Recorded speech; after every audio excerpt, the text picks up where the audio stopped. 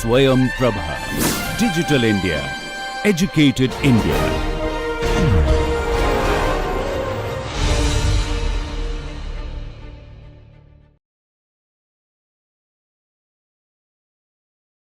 I just speak with the wrong cases. So if you want paying that person. So we can start now. Yes, so it's only for you, not for this. Hello everyone. Welcome to the first live session of our NPTEL course on medical law. Myself Narendran Triti and Professor Chaitanya Mittal are the faculties of this course, and we also have our TAs present here, Sayoshi and Sara. So I hope you are enjoying the course. We have already completed almost 4 weeks of the course, wherein you have already got an introduction into the medical profession and law. That is the interface between medical profession and law. And then we already covered the law of consent and medical ethics, which is the most important part of our course, wherein we have seen the different types of consent and what is the legally valid consent also we have seen. And the need for proper documentation in medical practice also is covered in our sessions. Then we have also seen medical negligence and malpractice, wherein we have seen, which is one of the gravest forms of crimes in India that is happening, where we have already seen the legal responsibilities of different stakeholders in the industry and how you can avoid these kind of legal complications. We have, through series of judgments that we have discussed, what is the current legal position in the country. Then we have also covered the law regulating clinical establishment and healthcare sector, starting from the Clinical Establishment Act. And when any entity in the healthcare sector is established, what are the rules and regulations that need to be complied? What is the type of registration that is required? And what are the laws that need to be complied? So we have discussed in detail what is the compliance requirement and also the legal responsibility of the industry in such cases.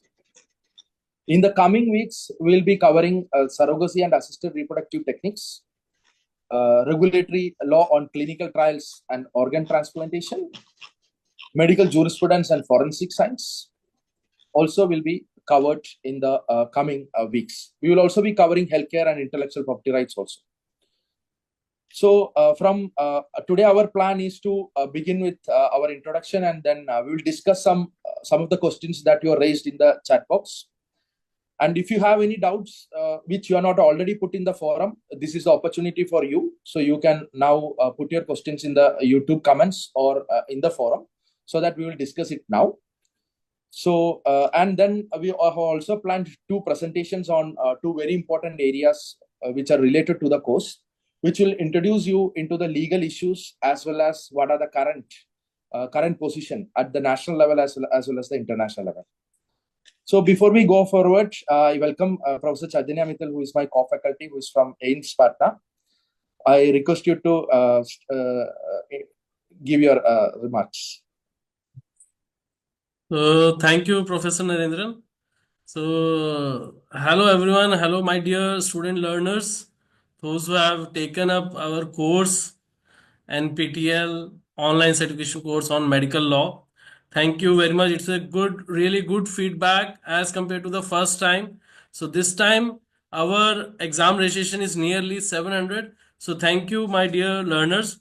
So definitely you will have an more knowledge. Maybe few can be the second time if they are taking the course. Definitely they will have a revision of their knowledge as well as some upgradation. And definitely as the time goes on, and especially about the legal knowledge and related with the medical laws, you should be get upgraded. So thank you, dear learners, especially those who have done the exam registration.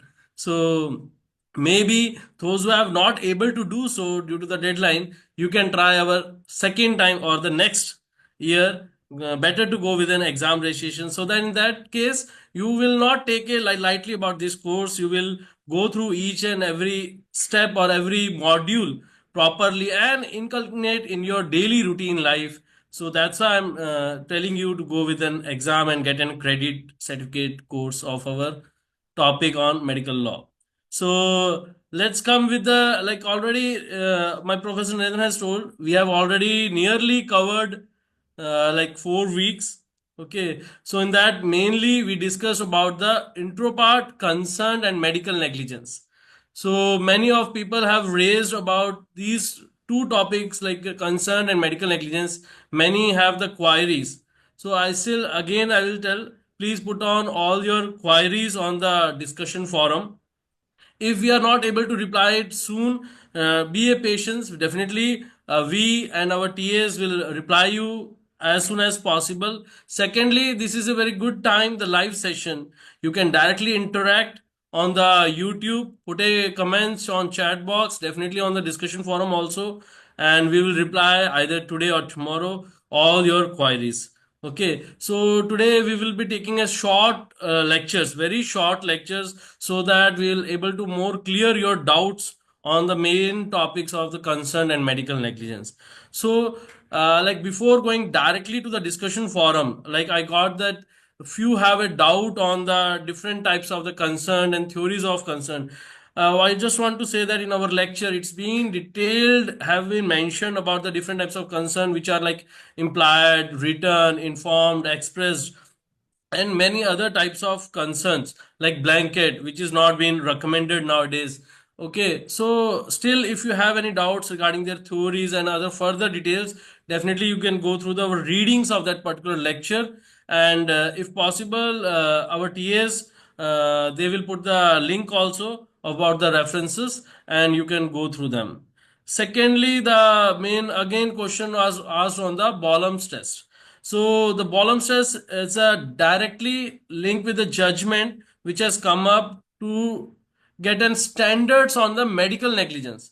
So on basis of that, the Boehm's principle. It's not only the Boehm's test, or better to say the Boehm's principle.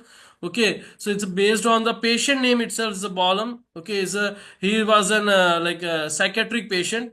He came to the Friern Hospital. So it was in the year of 1954.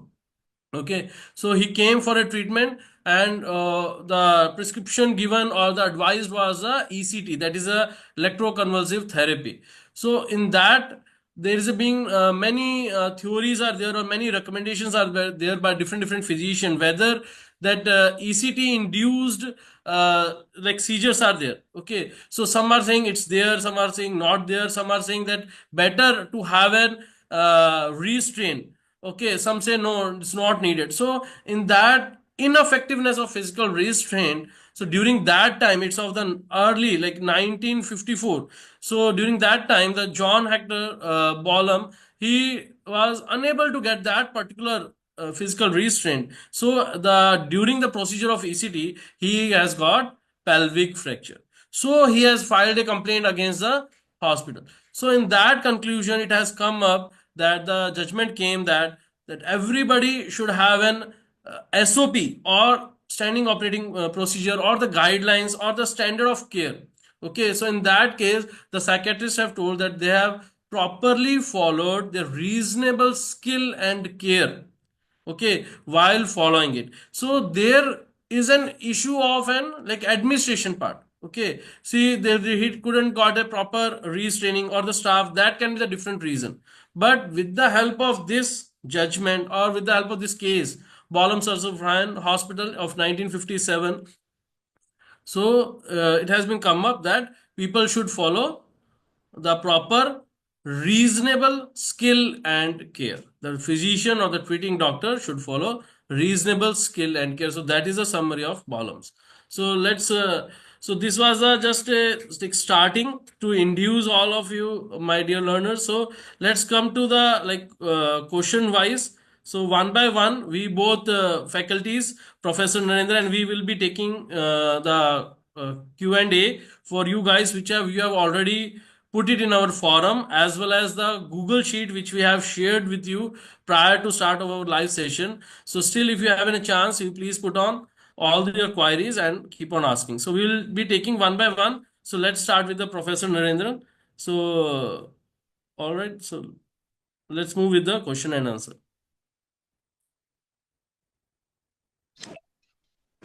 So, dear learners, this is the opportunity for you.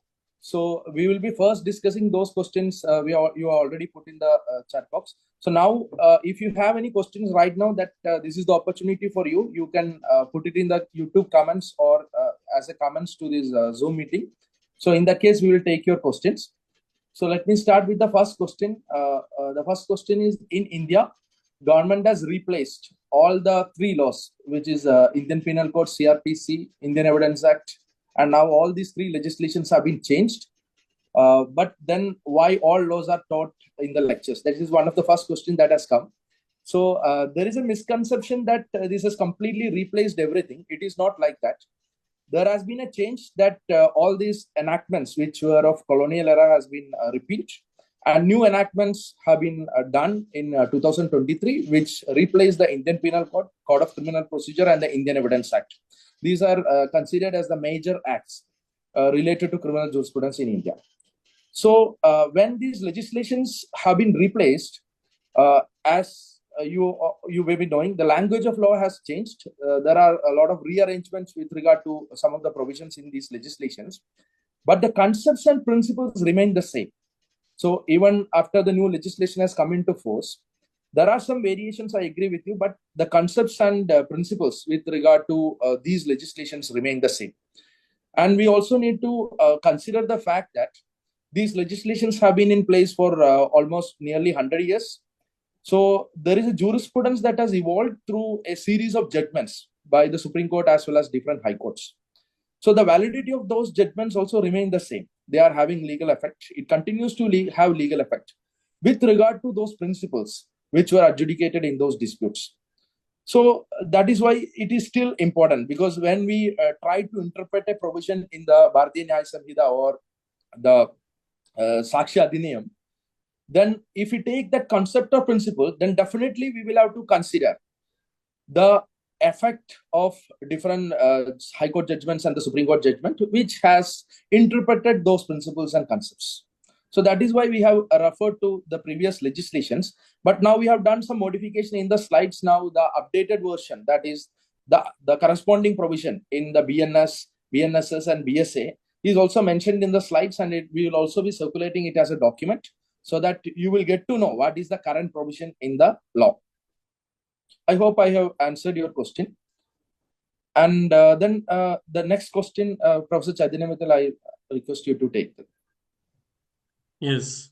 So yes, dear learner, Professor Narendra has very much clearly replied about the new sections, and also we have been considered also we will be sharing you the comparison between this new and the old laws. But I would recommend that, so the maybe few learners which have been taking care of or learning the old laws, so don't worry about that. It's not necessary, it's just hardly the number. Okay, the number has just changed. Okay, the meaning and all are the most or more or less is the same. Few definitely the major changes have been there, so that also we will be discussing. I'm just telling you right now, it's a section 377 of IPC, that's the unnatural sex that have been completely omitted. So the main issue, the person or the adult who is doing sodomized for an without consent, so that the person or the accused is not punishable in the new laws. So definitely it has a long it has come up in the newspaper by the Supreme Court also.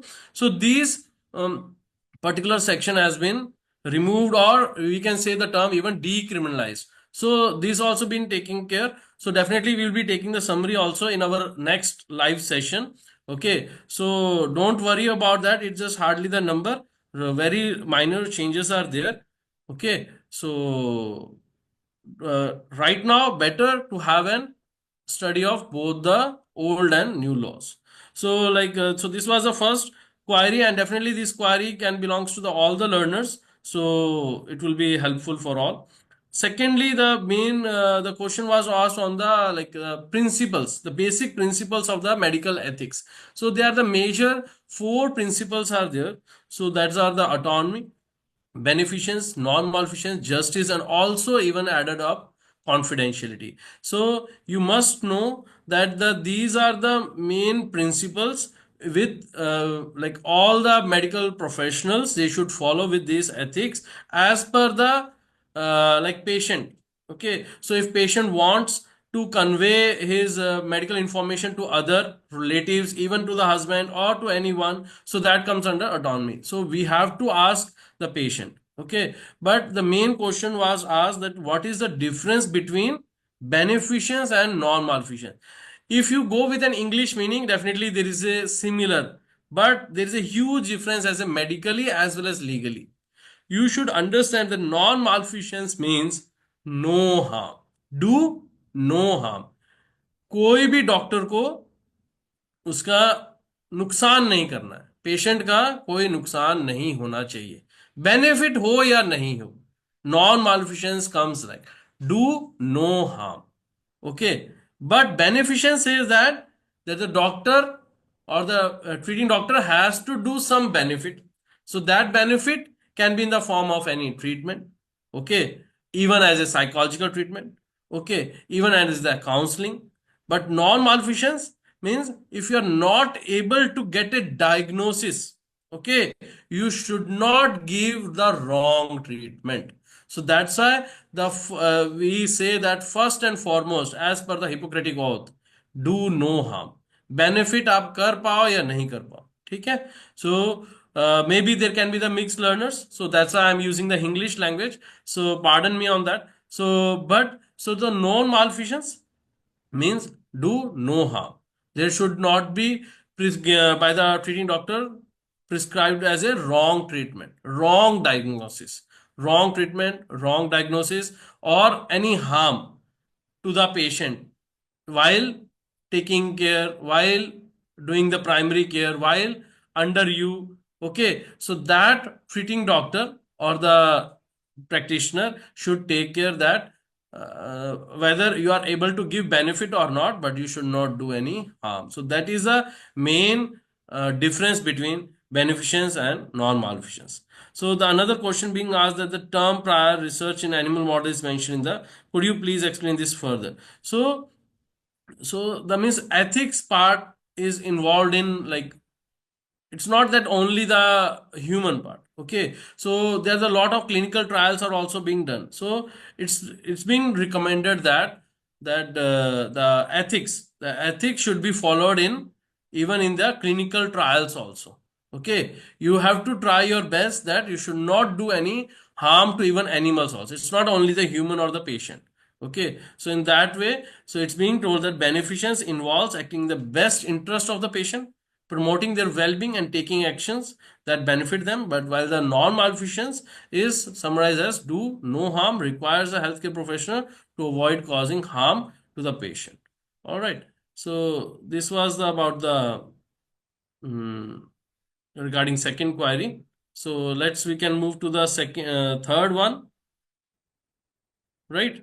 So the third one, I have already been told also that the means one, yeah, regarding the second part of the second question, that the prior research in animal model refers to the conducting studies on animals before applying the findings to the humans. So aiming to understand the biological process and assess the safety and efficacy of new treatment. So you should understand that what all the biological process happened in the animals that before applying to the humans. So if there is any side effects, any adverse effects, okay, of that new treatment, or how about the safety or the therapeutic index of the treatment, so that should be taken care. Okay, so that was the main thing, and also the ethics part to be followed. So the translation of results from animal study to human can be challenging due to the physiological difference, and ethical consideration are the paramount to ensure the humane treatment of research animals. So what all the research in which the priorly the trials have been done on animals, so that we have to apply on humans. So in that case, the ethics consideration should be followed properly. All right. So I think I have tried my best to clear it. Still, if you have any further doubt on it, you can still put it on the discussion forum. So coming to the next, so let the our TA Sara will take the third query.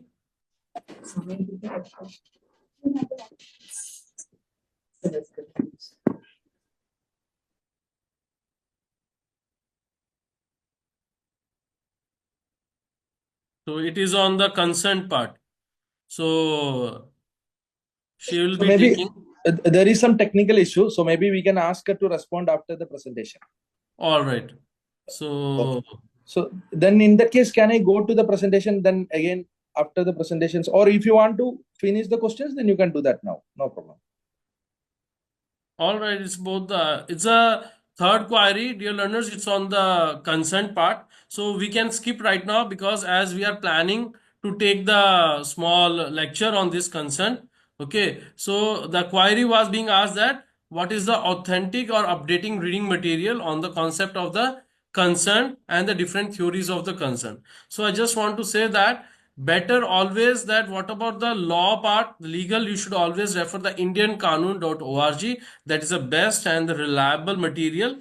And the consent part is completely being mentioned on the Indian Contract Act and defined by the section 13. So you should the link or the reference is always indiankanun.org. So that's the most reliable reading material. Secondly, in our lecture we have also mentioned it. More detailed will be taken care in further upcoming our this live session. All right. So now next query being very specifically asked in a case of like medico legal cases. So the query, the fourth query being asked that do we have to collect the clothes in case of road traffic accident and poison cases? See, you have to understand that the crime scene reconstruction or whatever the scene of incident, whatever things have been correlated, so it's all based on what principle? Locard exchange principle. So whenever there is a contact, so road traffic accident, definitely in road traffic accident what you can think of, what clothes can helpful. Okay, but we doesn't know it can helpful in any way around. Maybe the person or the victim is pedestrian. All right, so pedestrian versus the any two-wheeler or four-wheeler. So it the clothes, if they get the person get dragged, so the clothes the tear part or the turning of the clothes will be in that direction of the force or the mud or the dirt particle. So the clothes wherever possible or whatever the finding they can help out. Definitely direct linkage is not there because in road traffic accident we will focus on the cause of death, whether it's a head injury or the blunt trauma to thorax, abdomen, all right, or any limb fracture or any spinal cord injury or anything in road traffic accident. But see, RTA more goes to the road traffic. It can also the railway track accident. Okay, if we go with the railway track, clothes are very much important because of the grease marks. Okay, the grease and the stone. So both their markings will be there over the clothes that rely that the scene of crime or scene of incident is a railway track. So I understood as a RTA road traffic accident, but there can be the railway track accident. And in a definitely in the ballistic case, the clothes are very much important. So don't feel that the clothes are not important. Wherever there is an evidence, so it's always too good to collect the clothes and send for the further examination through police, sending to the forensic science laboratories and maintaining the chain of custody and documentation. So there is wherever there is a possibility of getting an evidence which can helpful in giving the administration of law and justice, you must collect it. So that can be in either in the clinical forensic medicine unit or it can be in the during the postmortem examination. Second query being asked in a medical legal case like poison case. I will just recommend that as a universal in all medical legal cases, wherever possibility of evidences are there, you must collect all the evidence material and collect it, preserve it and send it through proper channel, maintaining it the chain of custody. For an example, like it's been mentioned as poison. So if you remember few movies, you can come to know that the vomiters, okay, the vomiters, saliva, anything can be fallen over the clothes or any ornaments over the, that's a Ankur Arora murder case. If you remember that movie, if you have seen. So in poisoning cases, there can be the vomiters, saliva, or anything can be fallen over the clothes. So that vomiters part can be taken care or can be examined and send it and can able to find out what poison is being involved. So wherever there is an involvement of an evidence as a cloth during medical legal investigation, it is always crucial to collect and preserve and send it through proper channel. Okay, so this was a part of the clothes. So always remember the Locard exchange principle. If you remember the Locard exchange principle, you will able to get to know that the importance of all the evidence part and during medical legal examination. All right. So the next question being asked about the, like, what do we mean by having more meaning of the oath? Okay. So the general, एक आम भाषा में आप अगर ये समझें कि oath का मतलब क्या है, promise. ठीक है. You are giving a promise to the society that you will do better. Okay, with a proper care, or having a faith. Okay. So having a faith, better care while doing any treatment or any primary care to the patient. So you are giving a promises. So an oath is a solemn promise, often invoking a divine witness regarding one's future action or behavior. In legal aspects or the legal context, taking an oath signifies a commitment to the truthfulness. जो आपने promise कर दिया आप वो करके ही दिखाओगे. You will try your best to save the patient's life. You will try your best to give a proper treatment to the patient. You will try your level best, have a faith, no false intention, no criminal intention. All right. So this is the thing. So in a courtroom, the witnesses swears an oath to testify that truthfully मैं जो भी बोलूंगा सच के सिवा कुछ नहीं बोलूंगा. ठीक है. तो जो भी मैं करूंगा, ठीक है, तो for a treating doctor, for a physician, that जो भी मैं करने जा रहा हूं या करूंगा वो आपके बेनिफिट के लिए. मैं नुकसान तो पहुंचाऊंगा ही नहीं, और मैं पूरी कोशिश करूंगा कि आपको बेनिफिट ही हो. You will get an rid of this disease or an deformity or an injury. Okay, with an over. And you should also know that if we not following the oath, okay, so that come under false statement. Okay, so that is an perjury. So perjury is an punishable offense. Okay, the few old section are 191 and 193. All right, now you can also remember as a new laws have the different, just the number, its the meaning is the same. Perjury, which is that you are lying it or giving a false statement under oath, is a perjury and being the offense. So this was a few queries being asked. The further query can be taken care by the Professor Narendra. Or can we keep the remaining questions towards the end? Yes, Professor, we can go Yes. ahead with an Yes, now because small. some questions have come in the YouTube comments also. So All maybe right. what I'm thinking is like we can go with the presentations, and then after the presentations are over, maybe we can come back and discuss.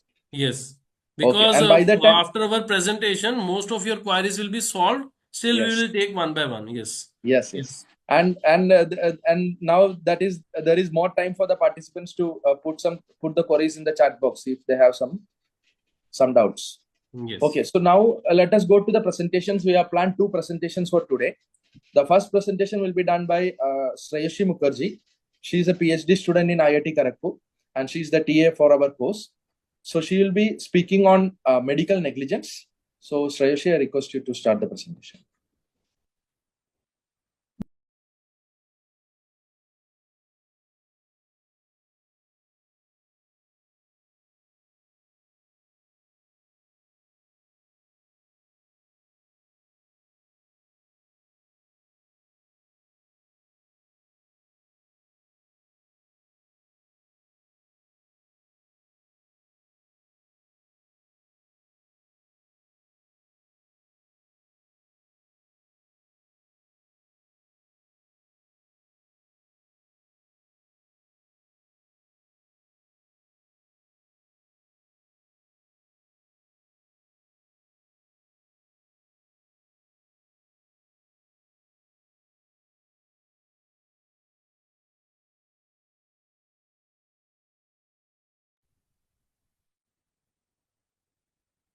Excuse me. Priyashi, please unmute yourself.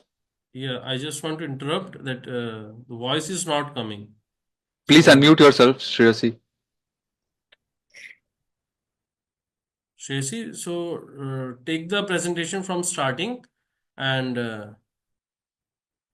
because we're not able to hear anything.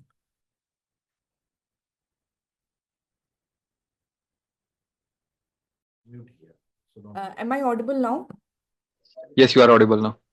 Okay. So I'll just restart the presentation, no problem. Good afternoon, everyone. Welcome to this NPTEL live session on medical law. I will be discussing an important. Is it open? I will be discussing an important and sensitive topic, medical negligence. This session will cover its essentials, governing laws, and available defenses for medical practitioners. So let's begin. But before we dive into the core concepts, let's take a moment to understand why this topic is so crucial in today's healthcare landscape. Medical negligence is not just a theoretical issue. It has real-world consequences that impact patients and their families. To highlight its prevalence, let's look at some of the recent news cases that shed light on the severity of the problem. In this first newspaper article, Excuse me. it talks about a patient who suffered permanent Excuse me, disability after Shashi. a knee surgery went wrong due to alleged medical negligence of the doctors. Excuse me, please. In this other article, Because I'm audible. a pregnant woman's demise led to a protest demanding inquiry into the treatment. And in this case, doctor left bandage inside a woman's abdomen after a C-section. And the astonishing part about these cases are that all these cases are from the month of February and March alone. And there were a number of such other news reports of similar kind that have not incorporated due to time constraints. These cases serve a stark reminder of the responsibility that medical professionals hold and the devastating consequences of negligence. With that, let's move forward and explore what constitutes medical negligence. Sharing screen now. I have not.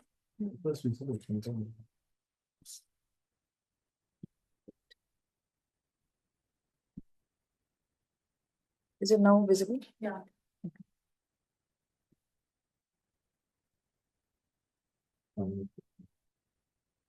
So there are four key elements that makes medical negligence. First, duty of care. Second, breach of duty. Third, causation, and fourth, damage. First, duty of care. The doctor or healthcare provider owes a duty of care to the patient. The breach of duty, there is a failure to meet the established medical standards. Third talks about causation. The breach directly causes harm to the patient. And fourth is damage. The patient suffers actual injury or loss as a result of negligence. Understanding these essentials is crucial in determining liability in medical negligence cases. In India, several legal frameworks govern medical negligence. Some of the key regulations include Consumer Protection Act, Indian Medical Council Professional Conduct, Etiquette and Ethics Regulation 2002, and Bharatiya Nyaya Sanhita 2023. Consumer Protection Act allows patients to file complaints against medical professionals for negligence and claim compensation. Indian Medical Council Regulation 2002 outlines the duties of medical professionals, emphasizing ethical practices and patient care. And Bharatiya Nyaya Sanhita, as replaces Indian Penal Code, is effective from July 1st, 2024. Now we'll look into these legal frameworks. Consumer Protection Act. This act was enacted to protect the interest of the consumers by providing legal avenues for seeking compensation in case of deficiency in service. A patient is considered a consumer if they avail of medical services for a consideration, for a payment, the doctor's fee that we pay. If a medical professional is negligent, the aggrieved patient can file a complaint and claim compensation. Before 1996, medical professionals were not explicitly covered under consumer laws. In Indian Medical Association versus VP Santhe and others, the Supreme Court ruled that medical services fall under the definition of services under Section 210 of the Consumer Protection Act 1986. This meant that patients could now file complaints against doctors and hospitals for medical negligence under consumer law. The other important law here is that the medical practitioners have several ethical and legal obligations as laid down in Indian Medical Council Professional Conduct, Etiquette and Ethics Regulation 2002. The regulation provides doctors duties towards the patient. Following are some of the important duties that are mentioned in the slide. That no doctor should arbitrarily refuse to treat their patient. A medical practitioner having any incapacity detrimental to their patient or which can affect his performance vis-a-vis the patient is not permitted to practice his profession. Medical professionals should be patient and must respect the privacy and honor of the patient. Medical professionals should not neglect the patient, nor should they withdraw from the case without giving adequate notice to the patient and his family. Doctors should also not willfully commit any act of negligence that may deprive the patient of necessary medical care. And the consequence of any medical negligence can be severe. The Medical Council of India and the respective state medical councils can impose disciplinary actions against doctors, such as suspension of the medical practitioner's license or even permanent removal from medical practice in extreme cases. Now, if we discuss the criminal liability for medical negligence arises when a doctor's reckless or grossly negligent act causes serious harm or death to a patient. In India, this is governed under Bharatiya Nyaya Sanhita 2023. Earlier, it used to be Indian Penal Code 1860. Under the IPC, medical negligence was primarily addressed through Section 304A, which penalized causing death by negligence with up to 2 years of imprisonment or fine or both.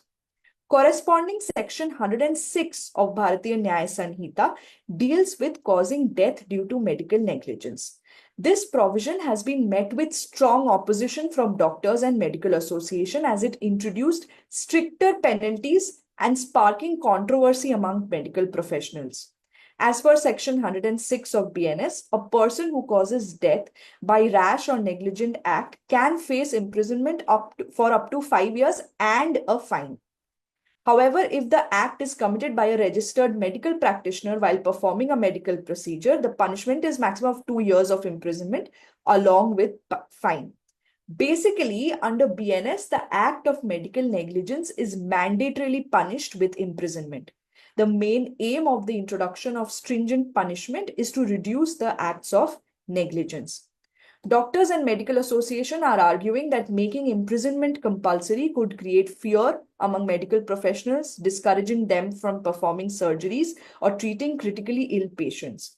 The medical community believes that such legal provisions could increase defensive medical practices, drive hesitancy in taking complex cases, and ultimately affect patient care.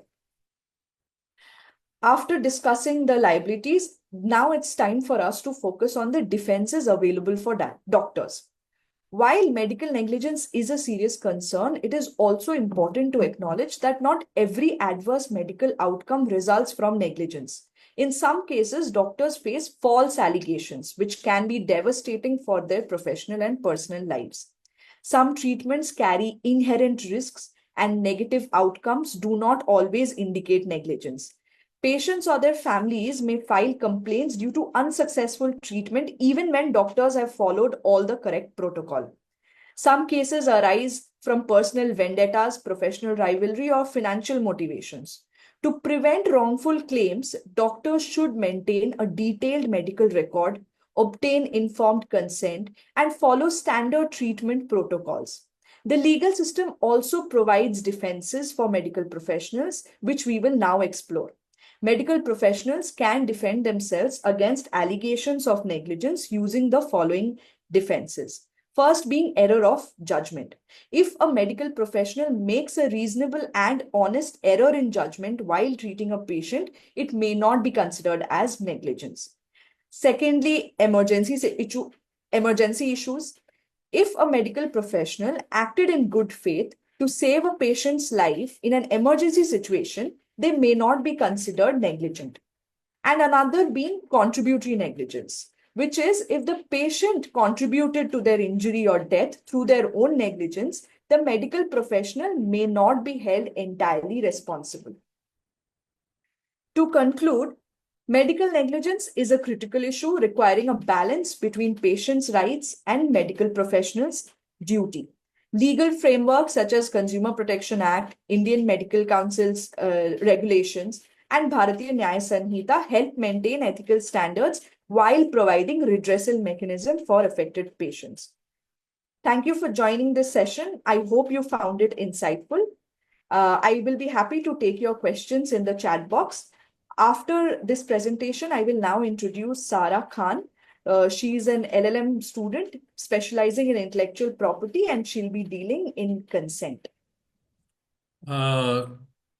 Like before starting for the Sara, I just want to say something. Yeah, Miss Shreshi has told many things about the medical negligence. It was nice to hear so from faculty side also, and hopefully learners have gained some more knowledge and their queries have been sorted. Still, I want to add up like one of the chat in the chat box, a query asked about the 106 BNS.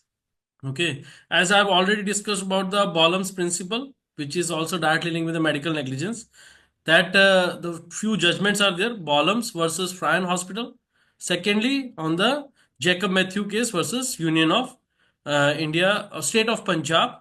All right. So in that, the now whenever the medical negligence case comes, these Bolam's principle and Jacob Matthew case, their judgment has been taken care. Secondly, the query being asked on the 106 BNS, which is same like as of 304A of Indian Penal Code. So I just want to say the number is being changed, one of the thing. Secondly, previously the punishment was of 2 years if there is a death has occurred. You have to understand that if death, not the damage, death has occurred by the negligence and that has also been proved, okay, then only there is a punishment. So previously it was 2 years, now it is 5 years. So not the major change has occurred. So I hope the query is being solved for my dear learner. So if you have any doubt, please put up on the chat box or a Q&A. So now let's move to the Miss Sara. She will be taking on some part on the consent under medical law. Yes. So now platform with the Sara. Yes. Thank you, Chaitanya sir. Can you please once check if I'm audible and my screen is visible? Yes. Fine. Go ahead. Sir, am I audible? Yes. Okay. To begin with, I hope that all the participants of the live session are enjoying the course and they're getting to learn new concepts. There were a lot of questions that came on consent under medical law, which I will be addressing through my PPT. Agreeing to treatment. And what is this informed consent under medical law that we will be addressing? Let's start with a thought-provoking question. Is the issue of consent the great bulwark of patients' right? Informed consent is far more than just a signature in the form. It's a vital process that empowers the patients to make well-informed decisions.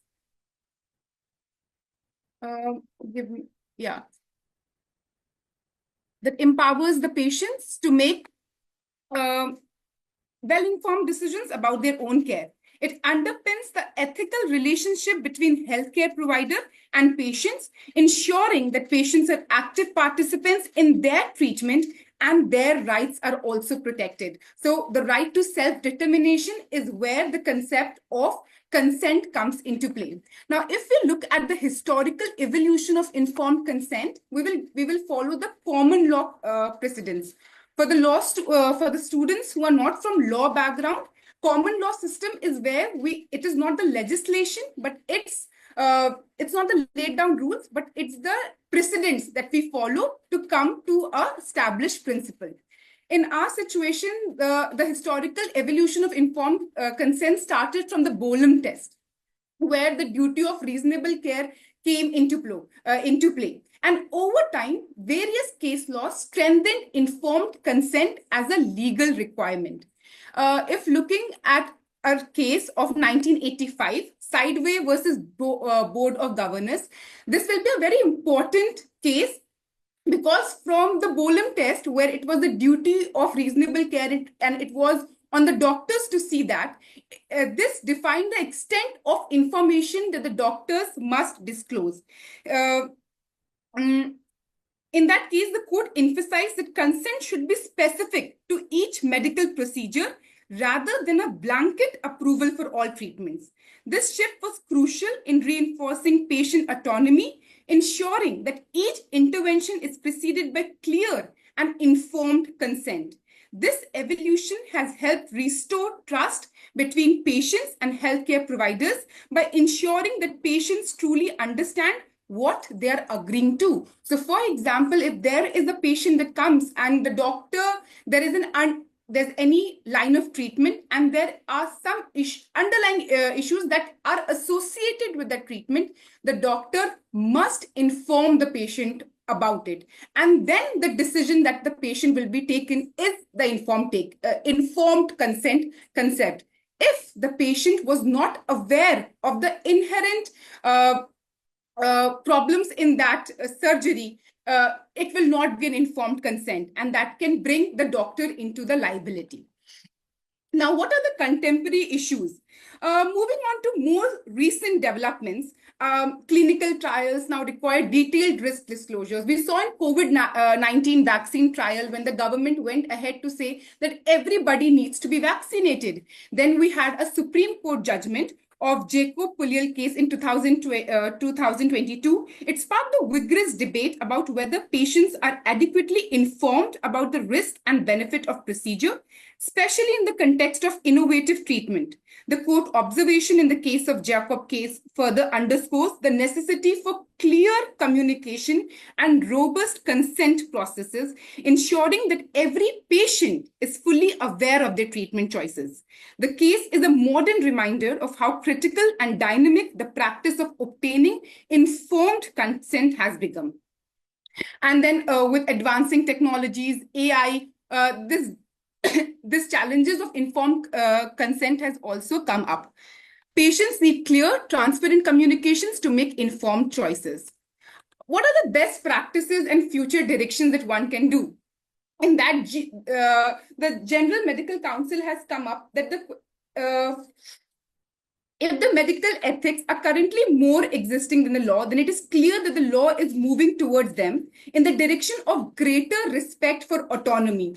Always, ethical guidance should always be followed, and the doctor should be in terms with the values that the patient has, and then always direct the right procedure. It's very important that for the doctor, for the medical professional, to talk about all the underlying dangers that come with that principle. Digital consent platforms enhance accessibility. Legal reforms continue to refine disclosure standards, protecting patients' rights and innovation.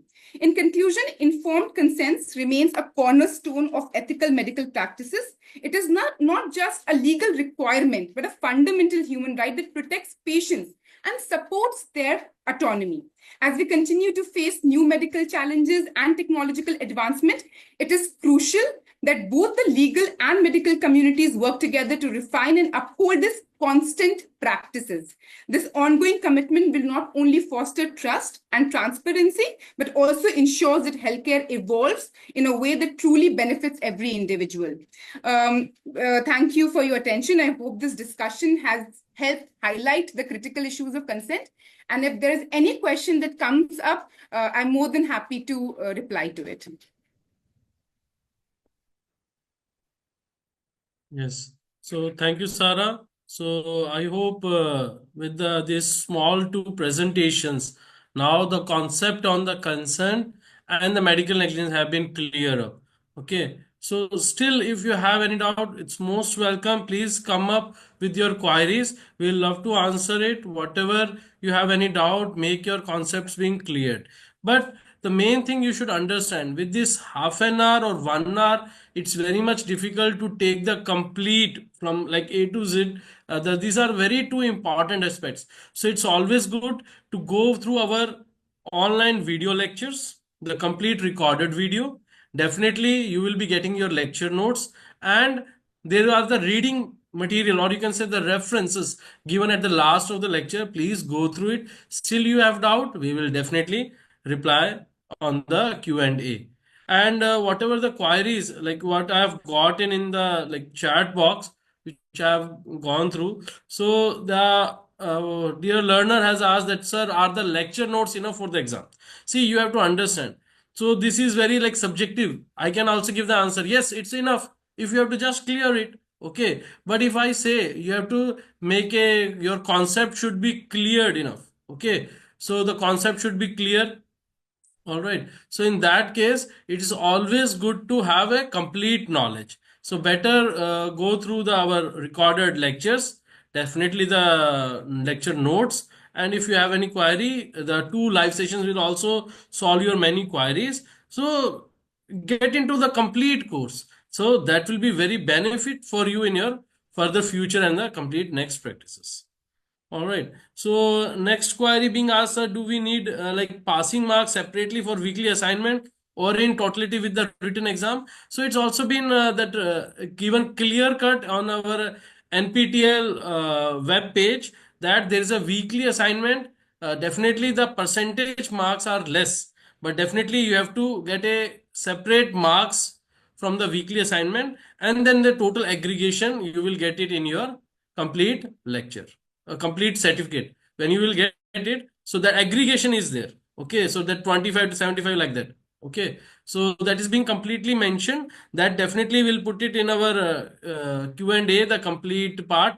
Still, if you have doubt, you can go to the NPTEL web page, and clearly the criteria of the marks, the examination have been clearly mentioned on that.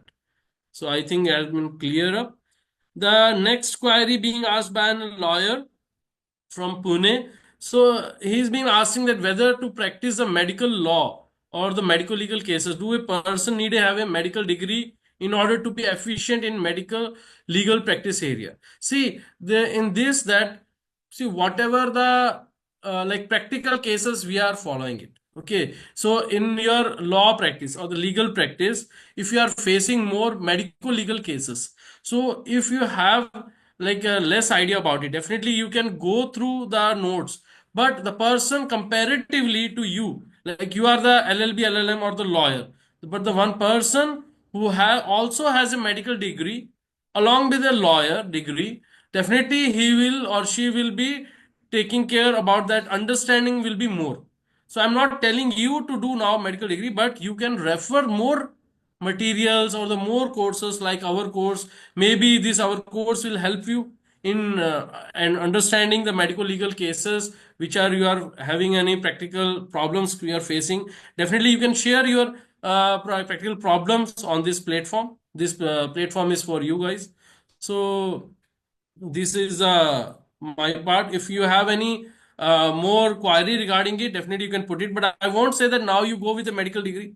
Okay, but you can have a more understanding like medical law like courses. Okay, and you can put your query and you can understand.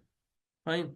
So I have already discussed the BNS 106, which is related with the medical negligence. Okay. Now another query being asked that kindly explain more about the concern for very sick patient without any attendant. Yes. Now this query being taken care by the Miss Sarah. Okay. Sarah, can you reply it? That the person is being asking our dear learner that Yeah. the concern in case of very sick patient without any attendant. Yes. So, sir, when just give me a moment. Hope I'm audible now. Sir, so the topic that I took about informed consent was on competing adults, like adults who are of sound mind and who can take decision, informed decision. For that, the informed consent and duty of self-autonomy, all of these things come into picture. But if the patient is in emergency or critically sick or is in a state where he will not be able to take decision, the entire concept of informed consent stops there.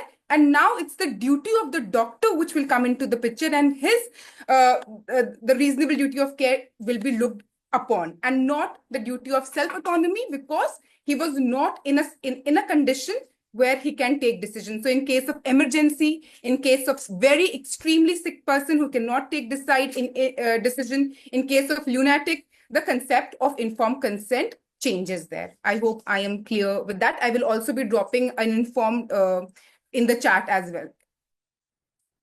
So, dear learner, I think you got the answer, but still I will more add up if you have any So clarity, you're not because audible, sir. your yes. So I think you have asked in single question two questions. So your question is one, very sick patient. Second, without attendant. So you have to understand the concept of consent. So consent says what? एक आम भाषा में क्या कहते हैं उसको? Agreeing for the one thing in the same sense. two persons, like एक doctor और एक पेशेंट, एक चीज करने जा रहे हैं, दैट इज अ ट्रीटमेंट, दोनों सहमत हो, दैट इज अ सहमति पत्र, consent. Okay, so now you have asked very sick patient. This is very doubtful in a medical as well as legal. Consent is a legal term. You have to understand. अगर person समझ सकता है, census में है, the GCS, that Glasgow Coma Scale, is 15 by 15, even 12 by 15. He is able, oriented to time, place, and person. He or she can give the consent alone. Okay, the age is now come the rule 12 years. Less than 12, he or she can't give the consent. More than 12, she can give the consent. For the major procedure, 18 years. Okay, for medical legal examination, 12. So there comes the role of age. You have the another lecture that you have mentioned in our course. Okay, then the age bar comes. Okay, now you have asked if the person is emergency, lunatic, in sound mind, head injury, emergency, not in senses. Okay, that term you can use. These are all the legal terms. Okay, intoxicated, drunkenness. Okay, वो समझ नहीं सकता, same sense, same thing in same sense. He can't give that consent. So in that case, and he or she can't give the consent, then we have to go with the consent with an relative or the guardian accompanying. Now in that same question you have mentioned without attendant. So जब जिसका कोई नहीं है उसका कहते हैं ना भगवान है, तो अपना भगवान कौन है? भगवान के पास आया है doctor. So it's a duty of the doctor to take a consent. So that is the thing, who will give the consent for that concerned person or the orphan who is very in emergent condition? The higher administration person of that hospital. Okay, that can be the senior medical officer, CMA, but not the treating doctor. ये आपको ध्यान रखना है. Treating doctor अपने patient का concert खुद नहीं दे सकता, उसके अलावा कोई भी दे सकता है जो उसका सुपीरियर है. इतना ध्यान रखना है. अगर कोई अटेंडेंट नहीं है, चाहे कोई भी केस है, ठीक है, अकेला आया है, अगर उसकी एज 12 साल से ज्यादा है तो वो खुद दे देगा. अगर कोई कंडीशन है जिसमें वो समझ नहीं पाता, तो then it goes with the higher authority of that concerned hospital. I think it's been cleared, right? So any more queries we have to take up? I think most of the queries which have been come up on the live chat box, we have taken care. All right. So another query being asked that the exam format, definitely it will be like an objective questions will be there. Okay. So like a multiple choice questions, single best answer you have to opt it. All right. So that's the thing. So I think we have taken care. So most of the queries being asked. Yeah, last query we can take up. Remaining, you can put the queries in our Q&A or even in next live session also. The last query we can take up, that kindly explain the SOP to be followed if in case the patient is broad dead. So in that also, all the hospitals, what all like the hospitals, they can make a framework like SOP. Okay, with the help of forensic medicine department or the medical officer. The person is brought dead. Now the thing is that you doesn't know what is the condition. If you are able to know the things like from the previous past history, the follow-up treatment, or anything which you know about that patient treatment going on, in that case, if you are able to fulfill the MCCD, that's a medical certification of cause of death, then it is very much different. But if you doesn't know the patient, Okay, directly brought the broad dead. Put it clearly, mark it as medico-legal case. Inform to the police. Send the body to the mortuary. Don't hand over the body to the relatives. All right. Again, I will say that will be all broad death cases coming to the hospital marked as medico-legal case. Inform to police. Send the body to the mortuary. And don't hand over the body directly to the relatives. Now, here comes the role of police. Once you have informed to the police, police will come, they will investigate, they will ask the relatives. Now, it's the take of police. If police wants for the conduct of autopsy or postmortem examination, they will give a requisition to the forensic medicine department. All right. And if they doesn't want it, then they won't give a requisition. So we will hand over back body to the police and they can give handover to the relatives. So the thing is that we have to deal with the police. Whatever being relatives say, emotional, anything, don't rely on, because anytime, because all the things are alleged history. We are not the eyewitness. Anytime the history can be changed. Okay, they will say that it's accidental or at the home. If it is clearly brought dead, you are not able to find any cause of death, please mark as MLC and follow the procedure. So if relatives want to say anything, they will say to police directly. And if police feels any suspicion, foul play, they will proceed accordingly. They want to do autopsy, we will do it. Otherwise, so it's a duty of treating doctor is being finished. They have to send the body to mortuary, to the forensic medicine department, inform to the police. I think it's been cleared. So we will wrap up. So thank you, dear learners, for joining this our live session. All right. If you still have any queries, please put up in our discussion forum. And my dear TAs, Ms. Tracy and Sarah, they will be keep on replying it either within a 24 hours to 48 hours. Okay. So you will get the answer on discussion forum. So thank you. Thank you, everyone.